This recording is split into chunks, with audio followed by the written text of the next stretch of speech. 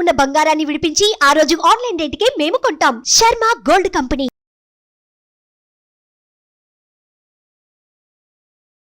గురుగారు నమస్కారం.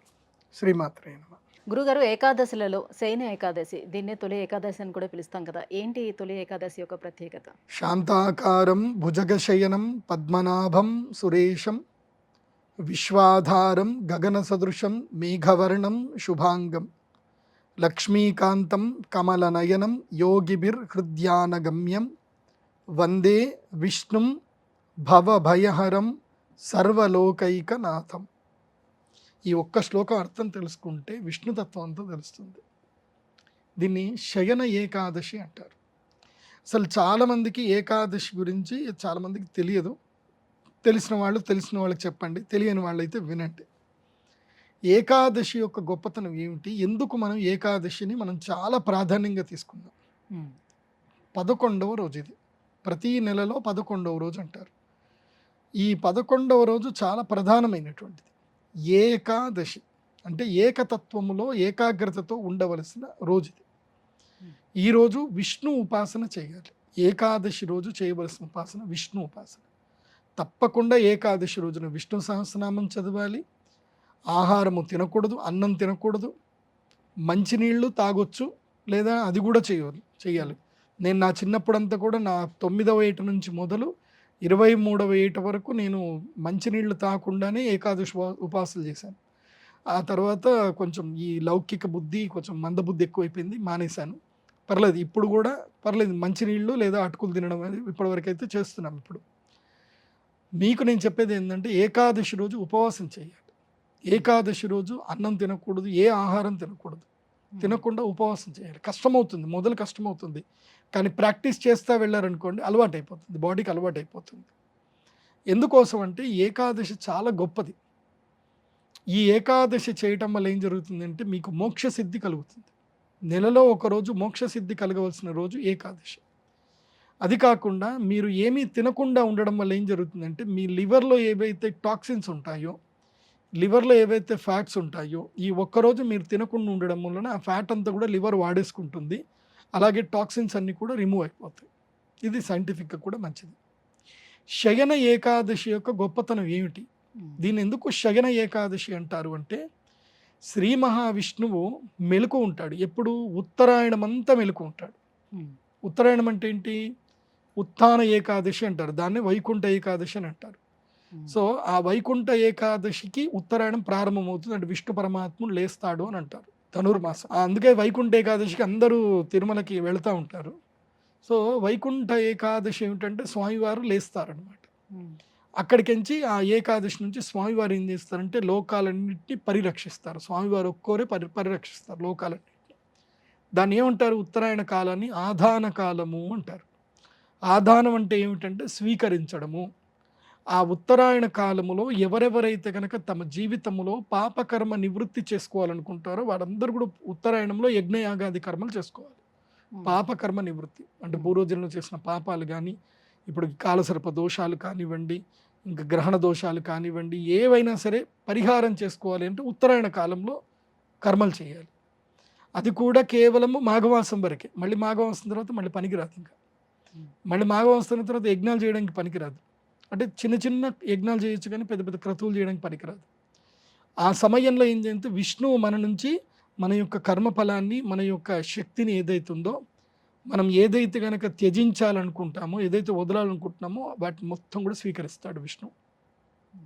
స్వీకరించి ఏం చేస్తాడు, ఇక తాను నిద్రపోతాడు. ఎవరెవరికి ఏమేమి శక్తిని ఇవ్వాలో చెప్పేసి దేవతలకి బాధ్యతను అప్పచెప్పి తాను నిద్రపోతాడు. నిద్రపోయి విరామం తీసుకుంటాడు, విశ్రాంతి తీసుకుంటాడు. అప్పుడు దక్షిణాయన కాలం మొదలవుతుంది. దక్షిణాయన కాలం అంటే అర్థం ఏంటంటే కనుక ప్రధాన కాలము, అంటే ఇది అదృష్టాలని వరాలని పొందేటువంటి కాలం. అంటే ఇక్కడి నుంచి మనకి పండుగలు మొదలవుతాయి. మంచి పెద్ద పెద్ద పండుగలు ఇక్కడి నుంచే స్టార్ట్ అవుతాయి. మొట్టమొదటిగా వరలక్ష్మి వ్రతం వస్తుంది, పెద్ద వ్రతము వరలక్ష్మి వ్రతం పండుగ. ఆ వరలక్ష్మి వ్రతం తర్వాత వినాయకుడు, ఆ తర్వాత దేవీ నవరాత్రులు, తర్వాత కార్తీక మాసం అంతా పండుగనే, ఇంకా నెల రోజులు పండుగనే. తర్వాత అందులోనూ అత్యంత ప్రధానమైంది ధనత్రయోదశి, దాంట్లోనూ దీపావళి, దసరా, ఇవన్నీ కూడా మనకి సం అంగరంగ వైభవంగా సంబరాలు చేసుకుంటాం. ఇక్కడ చాలామంది ఫినాన్షియల్గా అందరూ కూడా స్ట్రాంగ్ అవుతారు కూడా, అద్భుతంగా ఫినాన్షియల్ ట్రాన్సాక్షన్ కూడా జరుగుతాయి. ఈ దక్షిణాయనం ఏంటిది అని అంటే కనుక సంపదలు పొందే మాసం ఇది. దక్షిణాయన కాలం అంటే సంపదలు పొందే కాలం. అంటే మనం ఏ యజ్ఞయాగాదులు చేసినా, ఏ పూజలు చేసినా మనకి సంపద సృష్టించవచ్చు. అంటే అష్టైశ్వర్యాలు సృష్టించేది ఈ దక్షిణాయనం. భోగాన్ని సృష్టించేది దక్షిణాయన కాలం అయితే, మోక్షం సృష్టించేది ఉత్తరాయణం. సో ఆ ఉత్తరాయణ దక్షిణానికి మధ్యకాలం ఇది. వాస్తవంగా చెప్పాలంటే విష్ణు పరమాత్ముడు పడుకోడు. ఆయన పడుకుంటే మొత్తం సృష్టి అంతా నాశనం అయిపోతుంది. ఆయన పడుకోడు. ఇది మన భావన కోసం అని చెప్పి శయన ఏకాదశి అని విష్ణు పరమాత్ముడు పడుకుంటాడు అని చెప్పి అంటారు తప్ప ఆయన పడుకోవడం లేవడం ఉండదు. ఆయన కళ్ళు మూస్తే ఈ ప్రపంచం అంతా కళ్ళు మూసినట్టే. ఈ ప్రపంచానికి అంధకారమే ఉంటుంది. ఆయన కళ్ళు మూయడు, ప్రపంచానికి అంధకారం వచ్చేస్తుంది. కాకపోతే మన భక్తులకి మనం అర్థం చేసుకోవడానికి, ఈ సృష్టితత్వాన్ని అర్థం చేసుకోవడానికి స్వామివారు పడుకుంటారు.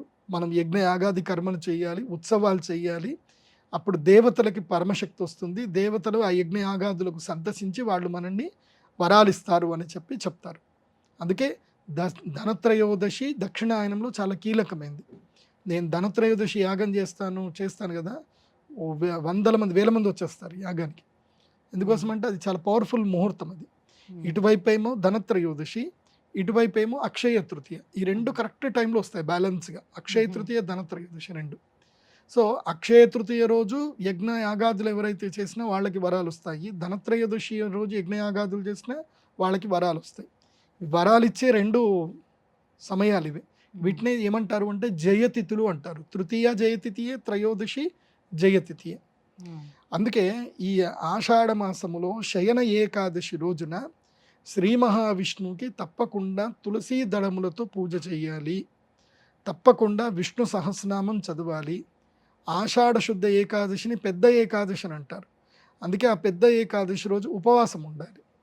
కానీ చిన్నప్పటి నుంచి నేను చూస్తున్నది తెలంగాణ ప్రాంతంలో కానీ ఆంధ్రలో కానీ నేను చూస్తుంది ఏంటంటే, తొలి ఏకాదశి వస్తుంది అని అంటే ఒక 10 రోజుల ముందు నుంచి ఆడవాళ్ళందరూ కూడా కుంపటి పెట్టుకొని బియ్యపిండి తెచ్చుకొని దాన్ని నానబెట్టి చేసి వేండి మురుకులు, కుడుములు, అన్నీ చకినాలు అన్నీ రెడీ చేస్తారండి. ఎందుకోసం అంటే పెద్ద ఏకాదశి వస్తుంది కదా అని. అంటే ఏకాదశి రోజు తినాలను మరి నాకు అర్థం కాదు, పెద్ద ఏకాదశి వస్తుందని చెప్పేసి అని పెట్టుకుంటారు. ఏకాదశి రోజు తినడానికి కాదు, అది పద్ధతే. నిజం చెప్పాలంటే అది పద్ధతే, కానీ ఏకాదశి తినడానికి కాదు. ఇది ఏం జరుగుతుంది అని అంటే చాతుర్మాస్య వ్రతం ప్రారంభమవుతుంది. చాతుర్మాస్య వ్రతంలో పెద్ద ఏకాదశి నుంచి నెల రోజుల వరకు శాఖావ్రతం ఉంటుంది. అంటే కూరగాయలు తినకూడదు, ఆకుకూరలు, పళ్ళు ఏవి తినకూడదు. సో కారం తినాలంటే ఏం తినాలి అని అంటే కేవలం ఇదే అన్నమాట. సో ఈ మురుకులు, కుడుములు ఏవైతే వేసుకుంటారో ఇవి తినడానికి, ఆకలి వేసినప్పుడు తినడానికి అని పెట్టుకునేటువంటి వాళ్ళు. Yes, this is the right time to do the మురుకులు, కుడుములు, అవన్నీ చకినాలు అన్నీ చేసుకోవడానికి ఇది రైట్ టైము. సో చేసుకోండి. కాకపోతే ఏకాదశి రోజు మాత్రం తినకండి. ఏకాదశి ఉపవాసం అనేది ఎప్పుడు స్టార్ట్ చేసి ఎప్పుడు విరమించాలని? విరమణం అనేది ఉండదు. ఏకాదశి నువ్వు ముందు రోజు రాత్రి 6 గంటల ముందే తినాలి. రూల్ ఏంటంటే సూర్యాస్తమం ముందే భోజనాలు కంప్లీట్ చెయ్యాలి. పర్లేదు, దశమి రోజే 8 గంటల వరకైనా తినాలి. మరి 8 దాటి వరకు తినకూడదు. సో 8 వరకు తినాలి. తిన్న తర్వాత నెక్స్ట్ డే ఇంకేం తినకూడదు. పొద్దున్న లేచినప్పటి నుంచి స్నానం చేసుకోవాలి. ద్వాదశి దీపాలు పెట్టుకొని ద్వాదశి ఉదయము సూర్యోదయ పూర్వము అంటే 5 గంటల నుంచి 6 గంటల మధ్యన భోజనం చేసేయాలి. సూర్యోదయ పూర్వమే భోజనాలు చేసేయాలి. సో ఇది ఏకాదశి నియమం. అంటే ఆల్మోస్ట్ 36 గంటలు ఉంటుందా ఉండాల్సిన టైం? 36 గంటలు అంతే. మనం పడుకున్నది ఎట్లాగో లెక్కలోకి రాదు. 8 గంటలు, మళ్ళీ 6 నుంచి 6 24 గంటలు. సో ఆ లెక్క చూసుకుంటే మీరు అన్నట్టు 36 గంటలు. కానీ అది మంచిదే, ఉపవాసం ఉంటే మంచిది. విష్ణు ఉపాసన ఏకాదశి రోజు నేను చెప్పేది, మా ప్రేక్షకులందరికీ చెప్పేది ఏంటంటే, ఏకాదశి రోజున మీకు ఎంత పని ఉన్నా మీ అపార్ట్మెంట్లో వాళ్ళందరూ కూడా కలిసి ఒక రూల్ పెట్టుకొని కింద కూర్చొని ఒకళ్ళ ఇంట్లో కూర్చొని అందరూ కలిసి విష్ణు సహస్రనామం చదవండి. సామూహిక విష్ణు సహస్రనామము, అదేవిధంగా లలితా సహస్రనామం కూడా చదవండి. గురుగారు, తొలి ఏకాదశి యొక్క ప్రత్యేకత ఏంటి? ఎటువంటి నియమాలను పాటించాలి ఆ రోజు అనే విషయం తెలియజేసినందుకు ధన్యవాదాలండి. శ్రీమాత్రే. సుమన్ టీవీలో మీ పర్సనల్ అండ్ బిజినెస్ ప్రమోషన్స్ కోసం కింది నెంబర్కి కాంటాక్ట్ చేయండి.